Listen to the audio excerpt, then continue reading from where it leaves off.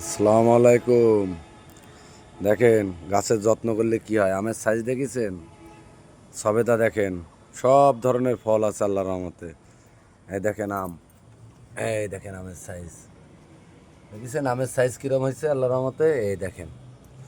হ্যাঁ, কিন্তু বেরেলের গাছ, শুধু যত্নের কারণে আমের সাইজ দেখেন।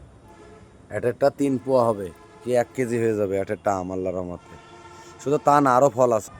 এই দেখেন পেয়ারায় সব পলিথিন করা, সব পেয়ারায় পলিথিন করা গাছে প্রচুর পেয়ারা হয়েছে আল্লাহর রহমতে। এই যে মালটা হয়েছে গাছে, প্রচুর পরিমাণ মালটা আছে, উপরের ছাদেও আছে। হ্যাঁ, অভাব নেই। দেখেন পেয়ারা, প্রচুর পরিমাণ পেয়ারা আছে। এই দেখেন জামরুল গাছে, এই দেখেন জামরুল হয়েছে, দেখেছেন? জামরুল গাছে জামরুল হয়েছে। আল্লাহর রহমতে সব ধরনের ফল আছে।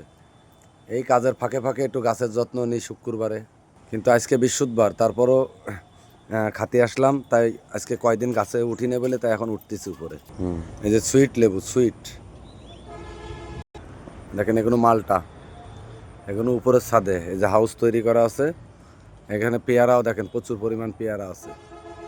এই দেখেন হাইব্রিড উস্তে, উস্তে গাছও আছে, সাথে চাল কুমড়ো আছে। এই যে চাল কুমড়ো, এই যে চাল কুমড়ো হচ্ছে, খাওয়া হয়ে গেছে কয়টা। এই যে দেশি লেবু, লেবু আছে গাছে, কিন্তু আগের ছাড়া একটু কম হচ্ছে, একটু গাছটা আবার একটু যত্ন।